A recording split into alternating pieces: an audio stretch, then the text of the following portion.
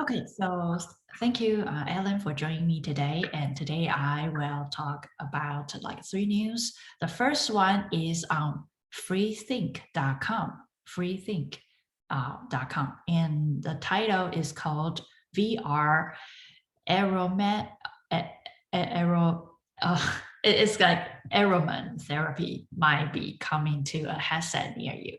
So yeah, before we talked about some VR headset and they integrate with scent, right? Even though we still don't know how everything works, but it seems like you can program some certain scents and to stimulate the part inside your brain. So it will arouse that feelings that you smell the grass, you smell the ocean, you smell, some part of stuff. So in this article, yeah, this article was written by JC Dami, Damiani.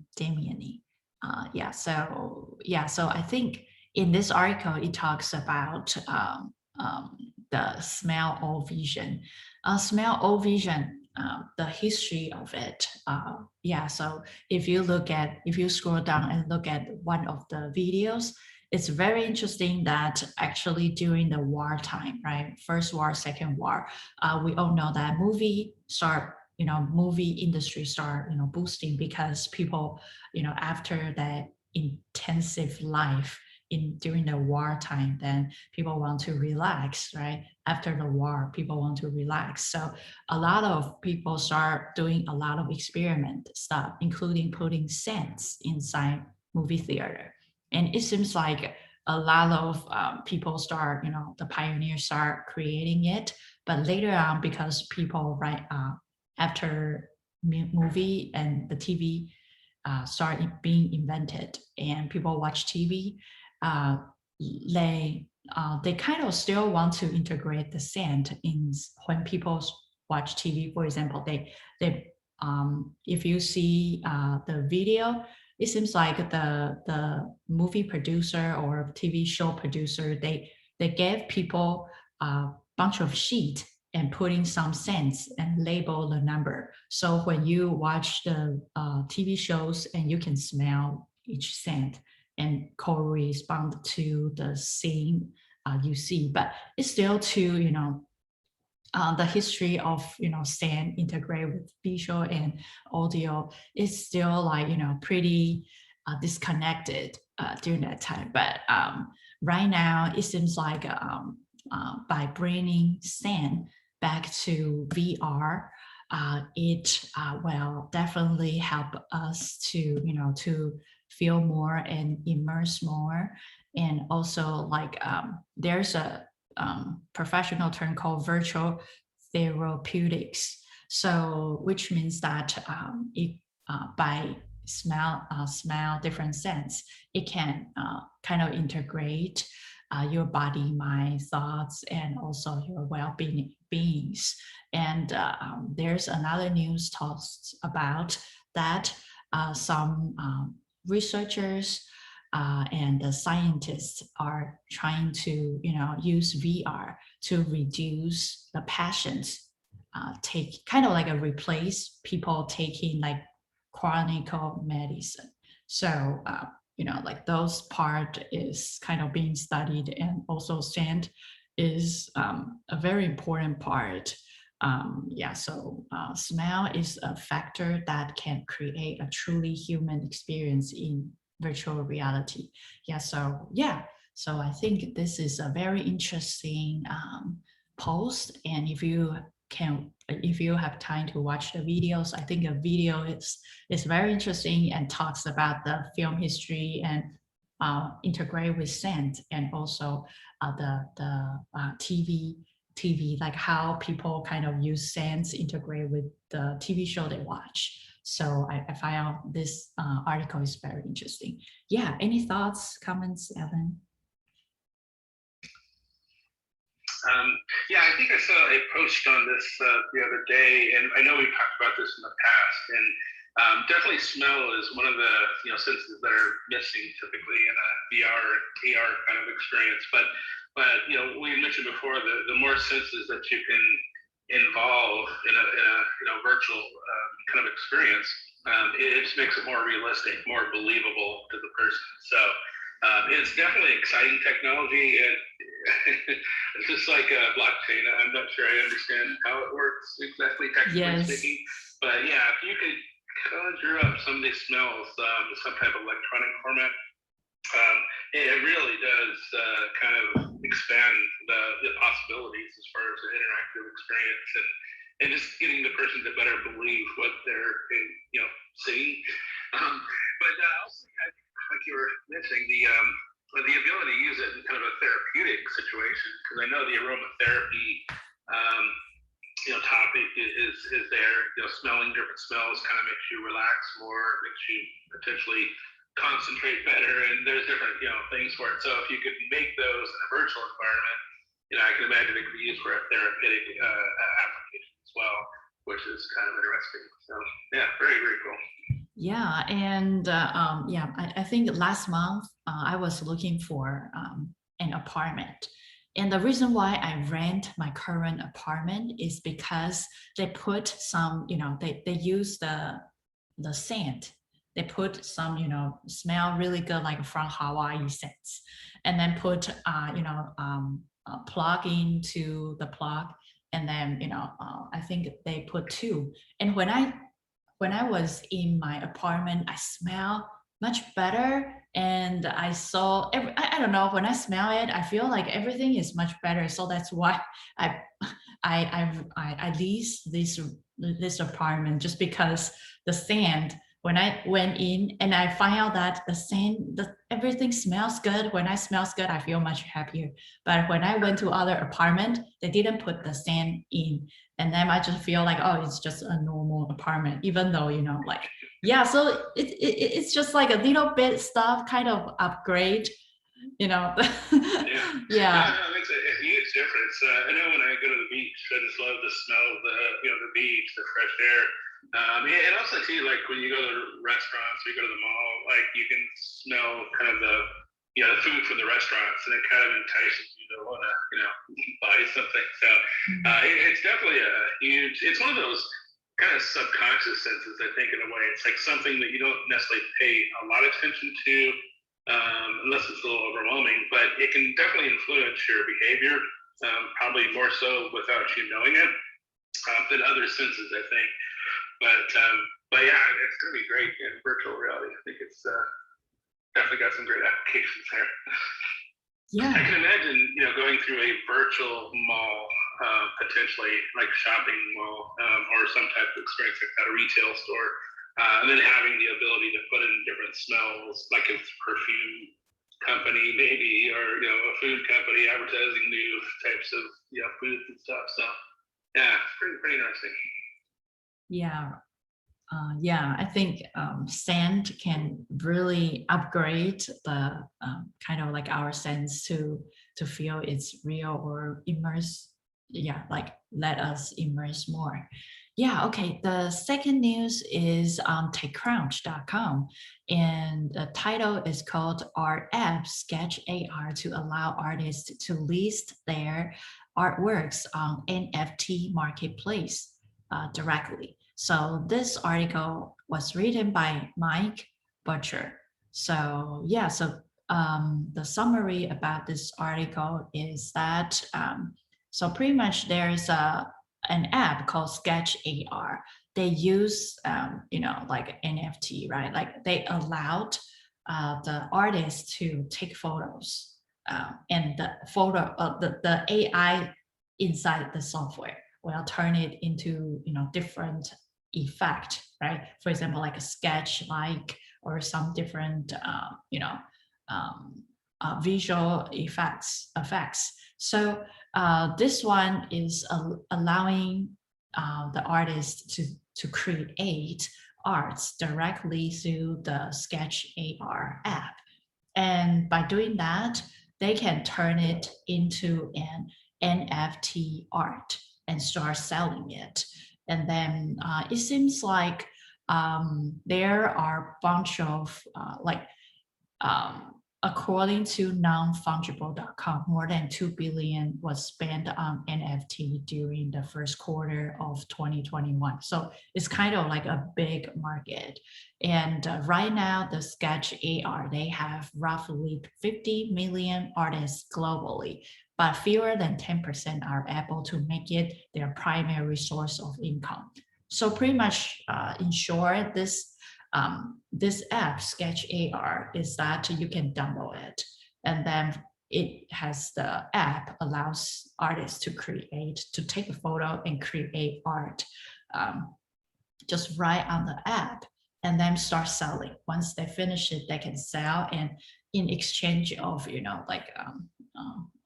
cryptocurrency, yeah, and then they can pay for their feel or something.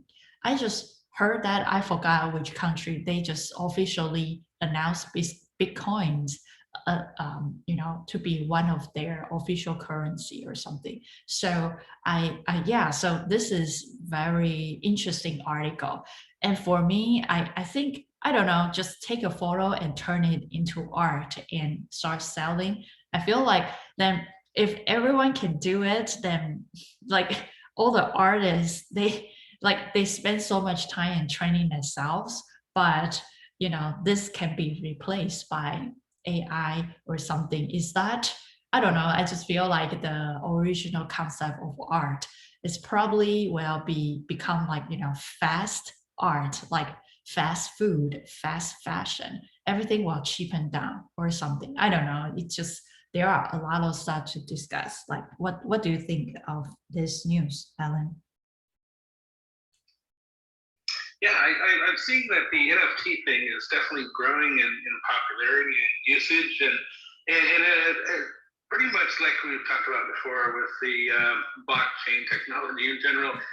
It's interesting to me to see how it's being utilized more and more in different applications, and again, it's still very kind of mysterious as to how it works, but yeah, I think it's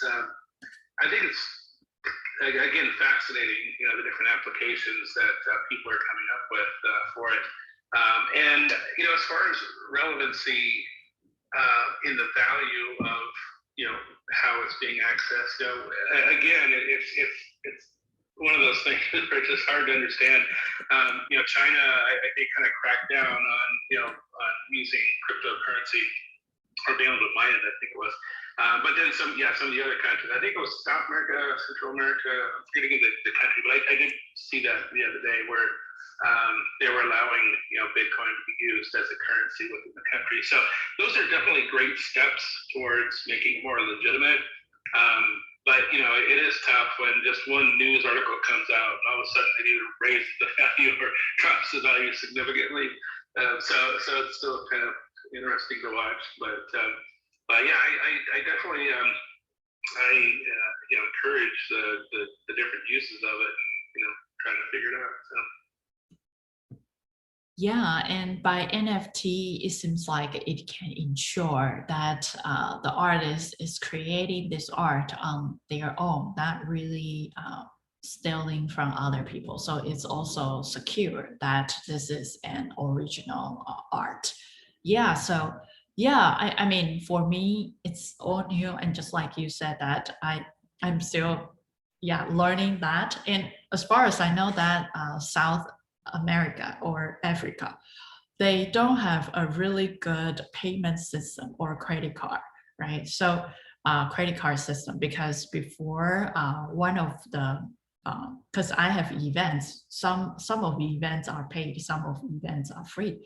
And as for paid events, I think I remember like people from Africa asked me that, hey, Don, we don't have credit card and we don't know how to, because the payment system, the digital payment system in Africa is not there yet.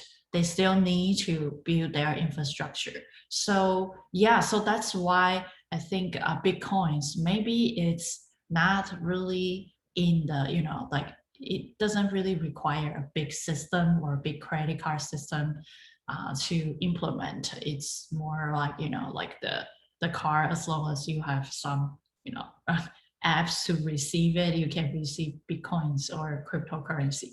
So yeah, so I can see that maybe Bitcoins or cryptocurrencies can kind of like, you know, be one of the main currencies for those countries who hasn't have a really good or big, you know, the credit card or bank systems. So yeah, so maybe this is a good thing for those people. And for me, I'm still learning.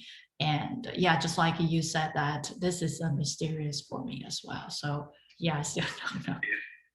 But I think it's great that you know, people on just the average level are able to utilize some of this technology and kind of feel more secure about potentially selling their art, or you know, kind of working in that environment, because it is tough. I'm not sure a big company can protect your assets, you know, really well with lawyers and stuff. It's tougher for smaller either companies or individuals to have some of that protection. So yeah, I think Bitcoin, you know, it is an interesting thing. I think also I'm using the Coinbase currently to kind of play around with using cryptocurrency, or at least investing in it.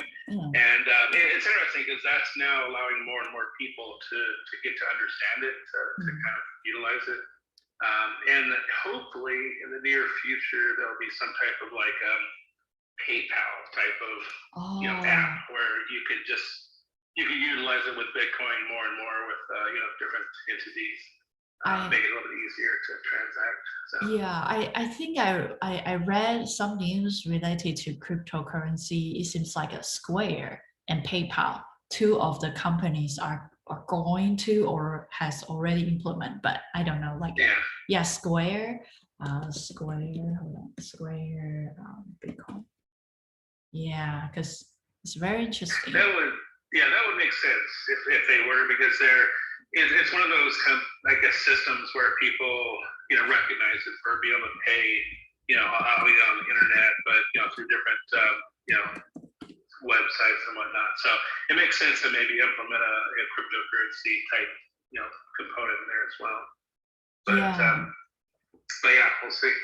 Yeah, and it seems like you can buy Bitcoins directly from PayPal app and using your available funds or linked to your debit card or bank account.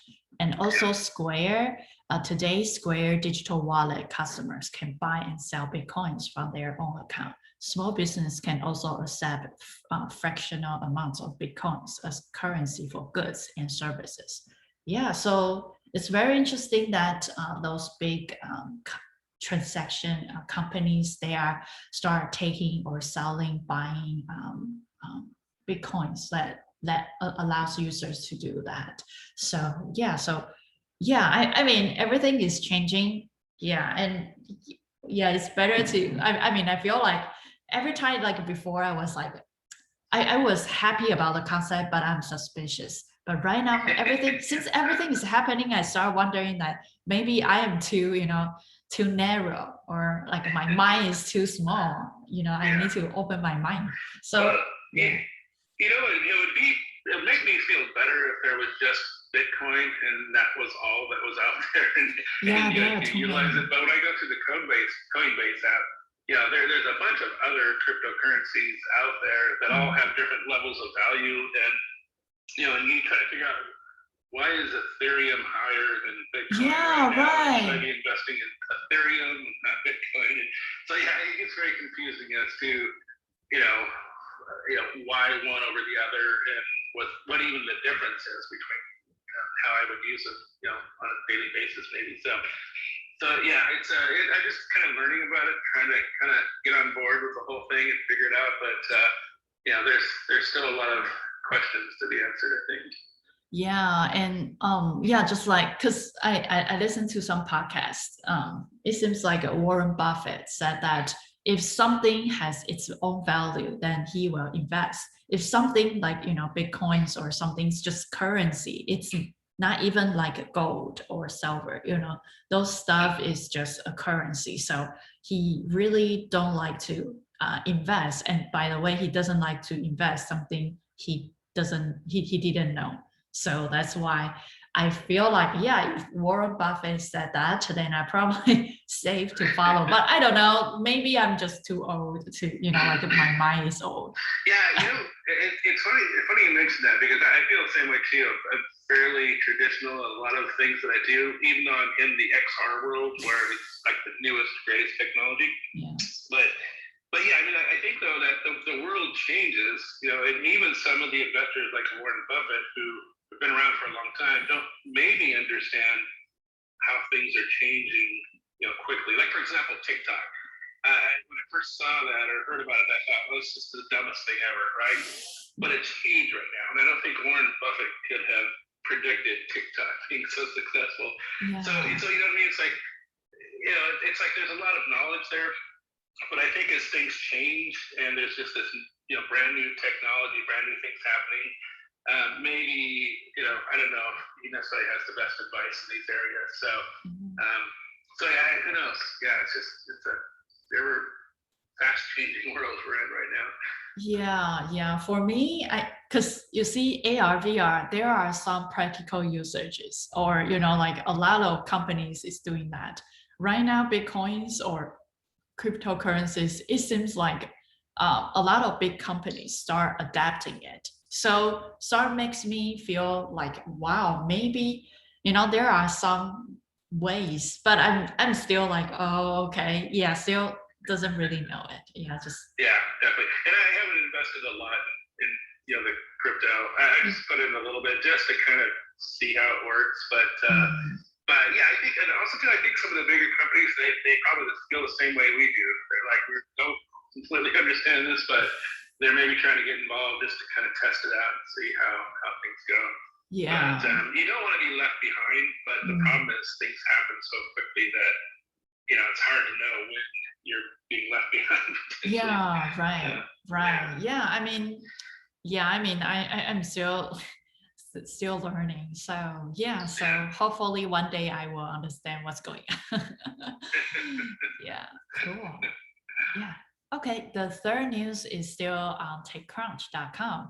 And the title is called Apple Maps Upgrade Brings More Detailed Maps, Transit Features, AR View, and more. So yesterday we talked about, Apple just announced their biggest event. And inside the event, I think before they didn't really, during the event, they didn't announce any new hardwares. I feel like Apple is running out of the phone ideas, or like they've already upgraded everything to the top. So yeah, so the only thing I think is cool is that they use the photogrammetry technology, which turn 2D photo into 3D model. I think this is kind of like a really good thing, because I am not good at 3D. I'm still learning how to create a donut inside my Blender. Yeah, so if I can use that, the only thing I need to do is to buy a donut, right? And I take a photo, and the 2D image will become a 3D donut, which is amazing, which is great. So yeah, so I think that technology is great. And right now, Apple is also upgrade, like their Apple Maps. Because every time when I do the maps, I usually switch to Google. As Google Maps is usually my default, right? I usually avoid Apple Maps because I find out that it's not as accurate and it's not as good as Google Maps. But right now they changed their looks. If you take a look, yeah, by the way, this post is written by Sarah Perez. Yeah, so pretty much in iOS 15, Apple Maps will upgrade their maps and change the look of it into a 3D mode, like a really clean 3D mode. Because, for example, like when I use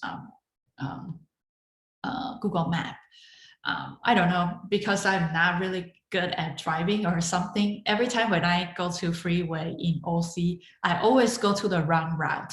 And there are so many exits or, like something I just mess up and I need to, go back and turn around and go back to the freeway. So yeah, I'm really bad at, like driving and figure out which one I have to go. So I think when I see this map, they make everything really clean and very nice. So it's in a 3D space, and there's like a big arrow for you to clearly see where you want to go. So I think this might kind of like do better than Google, because Google is like, like every time when I see that, oh, you need to turn right to exit, and I always follow it, but it's always too early or too late. I don't know why. It's like maybe it's just for me. So maybe I will try Apple Maps so I can be more accurate about my driving. Yeah, cool. Any thoughts for the new 3D new looks for Apple iOS 15 maps? Yeah, definitely. Yeah, like I said many times before, I love competition because it just continuously pushes the bounds of what these companies do, and and I believe Apple, they're looking at the customer, they're listening to the customers, like the bigger companies. In that, what are some of the issues when you're driving with the maps, and what are the problems that you run into? Accuracy is huge, of course, but does it make sense? Like when I'm navigating, like does it make sense what they're telling me or what I'm seeing? And the more you can utilize the 3D stuff and kind of make it feel like it's more the environment that we're used to, the easier it is to understand, the less stress you have when you're traveling around, especially on a freeway where there's a lot of things happening really quickly. And I agree with you. A lot of times, even though you have the map right in front of you, it's telling you to get off the off ramp, but it's like, is that 300 feet in front of me, or is it another mile? Like you sometimes just don't know like what exactly. So I noticed over the years, and I do use Apple Maps when I travel, but I did notice that they've changed a bit as far as accuracy, and just telling you like there's 5 lanes as opposed to 4 lanes, and you need to be in the second to the last lane, and giving you that visual cue that that's what you need to do. So they're pretty good. I haven't been terribly disappointed lately with what Apple Maps has done. So yeah, any additional feature to make it easier to understand the environment, it's just hugely useful to me. And then in regards to the 3D stuff that they announced, and that's huge too, because one of the big problems today, especially with XR, is content. It's like there's all these great ideas out there, but we just don't have enough content. And your average person, is very difficult to create 3D. Obviously Blender's a great tool because it's free for one, but just to create a model in 3D is very difficult for the average person, of course.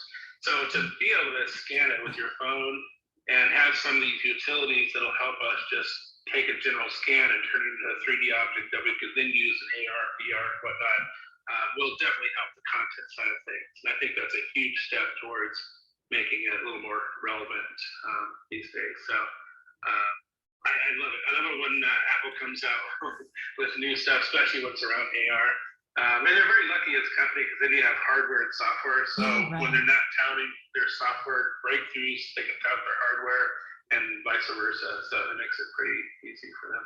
Yeah, and I really think that the 3D one is amazing. And then it seems like they upgrade their scanning in 3D skills through their phone, because we all know that their camera is kind of like a LiDAR, right? And also they have like a photogrammetry. And then it seems like Google is going to use the AI to fake the hologram effect, right, on their video chat. So I am looking forward to see all those technology become mature. So yeah, I mean, I'm still learning Blender before I learn Maya, and I find out that Blender, you need to be more intuitive and really good at hotkeys. Because Maya, you can always go back, but Blender, there are some features that once you miss it, you will never get it back. So well, I think version 2.8, they did Blender from the ground up, which made it a lot more intuitive. What I find is difficult about Blender is it does so many different things, from compositing, even visuals, special effects, to modeling, of course, texturing, all of these different things, and it's pretty much a tool that you could use to do just about everything for creating content for the most part. But in that, it also has a lot of stuff you have to pay attention to. So, right. I use it quite extensively, but it's definitely have to get used to it. Yeah, I before I use Maya, because I asked people in XR field, and I asked him like, what software should I learn, like Maya or Blender? He told me that Maya is industry standard.